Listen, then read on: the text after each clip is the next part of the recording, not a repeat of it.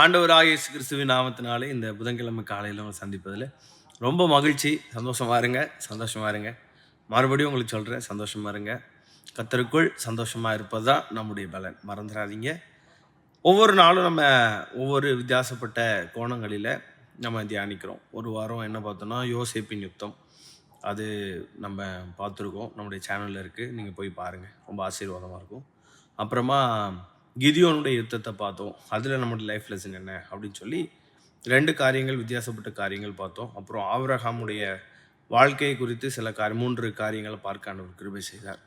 இப்படி ஒவ்வொரு நாளும் ஒவ்வொரு காரியங்களையும் தியானிச்சுட்டே இருக்கும். நீங்கள் இந்த சேனலுக்கு புதுசாக இருப்பீங்க அப்படின்னு சொன்னால் கண்டிப்பாக போய் எல்லா தலைப்புகளையும் பாருங்கள். கர்த்தர் உங்களை ஆசீர்வதிப்பார்.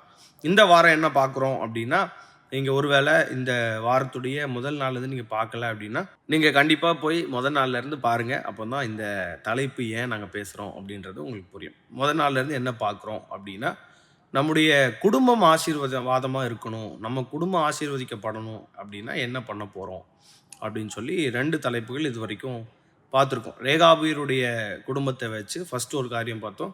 குடும்பத்தை போதிக்கணும், வேதத்தை குடும்பத்துக்கு நல்லா போதிக்கணும் அப்படின்னு சொல்லி ஒரு காரியம் பார்த்தோம். 2வது கீழ்ப்படுகிற குடும்பம் அப்படிங்கிற மாதிரி 2 காரியங்களை பார்க்க உதவி செய்தார்.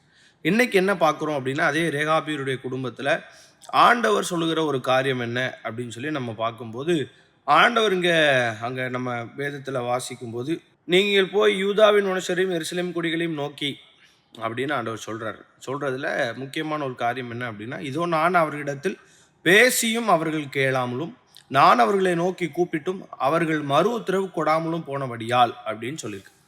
பைபிளில் குடும்பத்தை ஆண்டவர் டிசைன் பண்ண அப்போவே எதுக்கு டிசைன் பண்ணார் அப்படின்னா, அவர் பேசணும், அவர் பேசுகிறத நாம் கேட்கணும், அவர் கூப்பிடும்போது மறு உத்தரவு கொடுக்கணும். இதுக்காகத்தான் ஆண்டவர் டிசைன் பண்ணார். ஏன் நான் சொல்கிறேன், ஏதேன் தோட்டத்தில் பாருங்கள், நல்ல பகலும் குளிர்ச்சியான வேலையில் ஆண்டவர் எதுக்கு வந்தார்னா, ஆதாம் ஏவாளோடு பேசும்படிக்கு, அவங்க சொல்கிற மறு உத்தரவை கேட்கும்படிக்கு தான் ஆண்டவர் வந்தார்.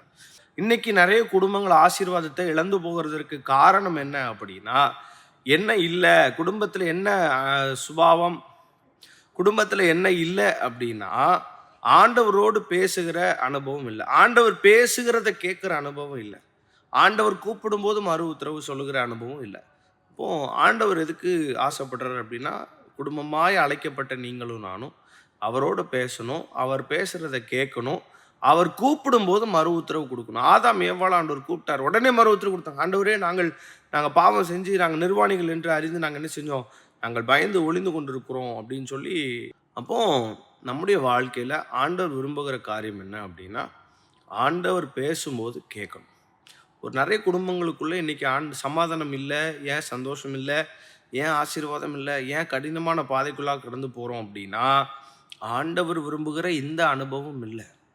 ரேகாபியருடைய குடும்பத்தை ஆண்டவர் ஆசீர்வதிக்க காரணம் என்னென்னா, இந்த குடும்பம் தங்கள் தகப்பனுடைய சொல்ல கேட்டாங்க, அவங்க பேசும்போது கேட்டாங்க, அவங்க கூப்பிடும்போது மறு உத்தரவு கொடுத்து சரியான பாதையில் இருந்ததுனால ரேகாபியருடைய குடும்பத்தை ஆசீர்வதிச்சார். பைபிளில் அங்கே நம்ம வாசிக்கும்போது தகப்பனுடைய சொல்லுன்னு தான் சொல்லப்பட்டிருக்கு, ஆண்டவருடைய வார்த்தைலாம் சொல்லப்படலை. தகப்பன் சரியான நியாயமான காரியத்தை சொன்னதை கேட்டாங்க, மறு உத்தரவு கொடுத்தாங்க. சரி, நாங்கள் அதன்படி இருப்போம்னு மறு உத்தரவு கொடுத்தாங்க, அதன்படி நடந்தாங்க. அதனால் ஏசப்பா இன்னைக்கு உங்கள் கூட பேசணும்னு விரும்புகிறார். அவர் பேசுகிறத கேளுங்க, அவரோடு உறவாடுங்க, அவர் கூப்பிடும்போது மறு உத்தரவு கொடுங்க. இதெல்லாம் எனக்கு தெரியாது பாஸ்டர், அவர் பேசுகிறத நான் எப்படி கேட்குறது, அவர் கூப்பிடும்போது எப்படி மறு உத்தரவு கொடுக்கறது அப்படின்னா தெரியல அப்படின்னு சொன்னீங்கன்னா, ஜெபம் அதுதான் முக்கியம். நல்லா ஜெபம் பண்ணுங்க. அவர் பேசுகிறத கேட்கணுன்னா பைபிள் வாசிங்க.